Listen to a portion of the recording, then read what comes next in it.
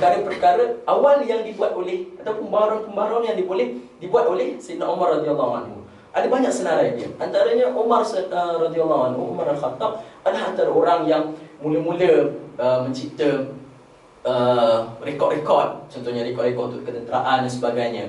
Kemudian mencipta penjara, kemudian mencipta tarikhit Islam, benda-benda begitu. Benda itulah yang mengembangkan potensi umat Islam sebenarnya di dalam bab mereka cipta sains dan teknologi. Okey, itu sedikit secara ringkas dari sudut pandangan Islam, pandangan Islam kepada sains. Okey, next. Sejarah kegemilangan tamadun Islam. Sedikit kita masuk sejarah kegemilangan tamadun Islam. Pertama sekali kita harus clear benda ni, clearkan bilakah Islam paling mencapai zaman kemuncaknya. Video.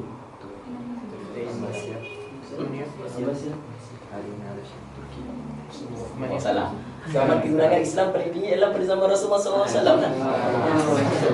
Sebab itulah ketinggian akhlak paling dekat dengan Nabi. Waktu itu wahyu baru turun, dan wahyu turun masih lagi turun, dan orang pun tak sesat lagi sebagainya. Itulah sebenarnya. Tapi kalau supaya kita tak salah faham kan, maksudnya kadang-kadang kalau kita belajar ni, saya bukan maksudnya bagus kita belajar tamadun kita sebagainya, tapi kadang ada graf kan, ada graf. Contohnya, ni zaman makin naik. Okey, ni Abbasiyah lah, semuanya turun kan, 1924 turun. Benda tu kalau ditulis detail, ini adalah apa? Kawasan takluk Islam, di wilayah kawasan takluk Islam. Okey, betul. Tapi kalau dia nak kata ini adalah graf menunjukkan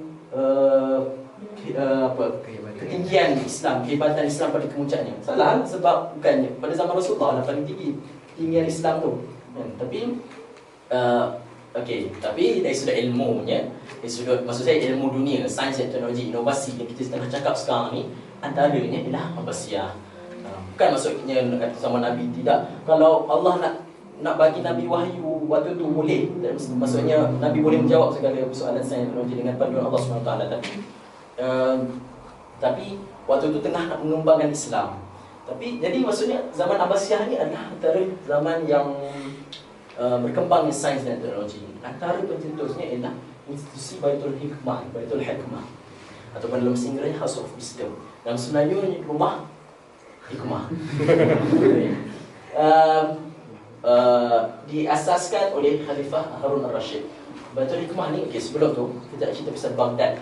Baitul Hikmah ni terletak di Baghdad. Baghdad adalah pusat pemerintahan zaman Abbasiyah. Dan yang mengasas ini adalah Khalifah Al-Mansur, iaitu khalifah yang kedua daripada Khilafah Abbasiyah. Sebenarnya memang kalau kita nak cerita pasal kegemilangan Islam ni, memang nampak dari sudut sains memang banyak. Tapi sebenarnya ada juga keburukan, bukanlah keburukan, ada sisi-sisi gelap ni. Contohnya Khilafah Abbasiyah tu, bila mana dia menakluki merampas khilafah tu daripada Umayyah tu, bagaimana keluarga-keluarga Umayyah tu terpaksa lari dan sebagainya. Tapi tak apalah, itu pun saya bukan tak nak ulas sebab saya tak tahu benda tu, jadi saya tak nak ulas banyak. Okey, yang kita cerita fokus ni Baitul Hikmah ni. Okey, Baitul Hikmah ni dia adalah pusat intelektual, pusat penterjemahan dan juga pusat buku-buku, library. Okey, dia asaskan oleh Khalifah Rashid, tapi dia mula naik je ialah pada Khalifah Al-Ma'mun, betul tak? Khalifah Al-Ma'mun, iaitu Khalifah Al-Ma'mun ialah khalifah selepas itu. Kata saya. Ya. Khalifah Al-Ma'mun. Okey, bukan Syekh Al-Ma'mun.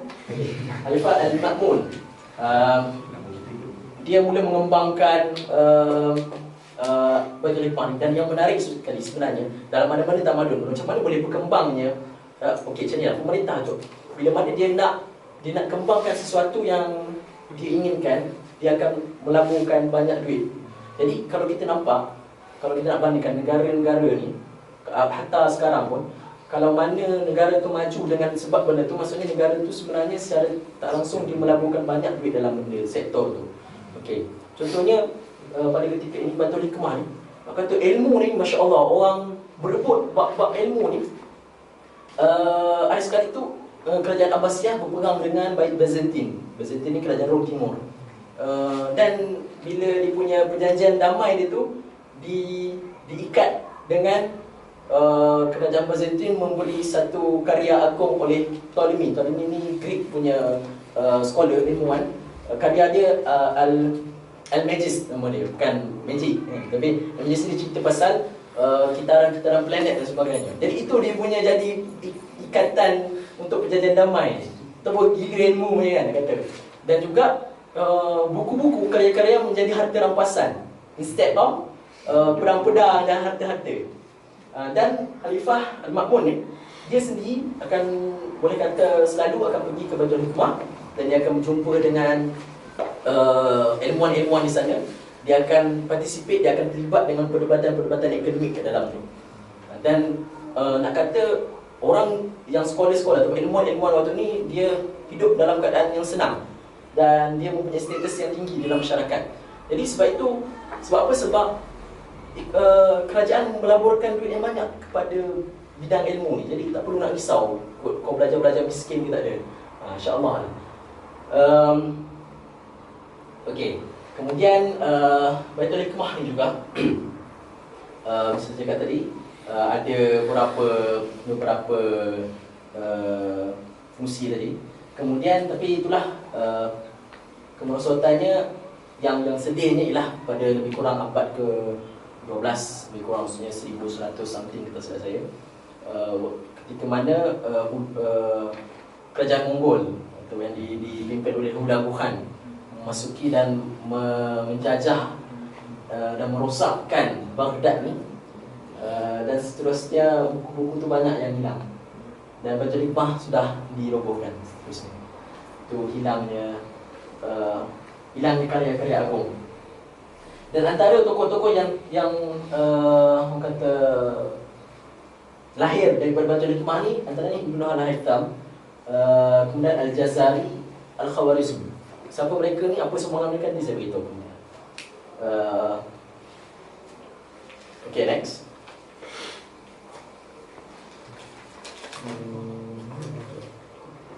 Okay.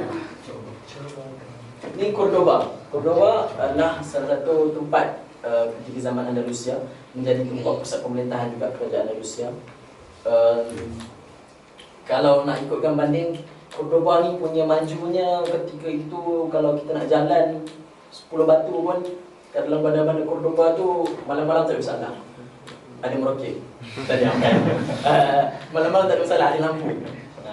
Ada lampu ni akan menerangi jalan-jalan. Ketika mana zaman tu kalau nak dibandingkan secara relatif di Eropah masih lagi berperang, pertumpahan darah, tak tamadun dan sebagainya. Cuba kalau kita bayang sekarang pula macam mana?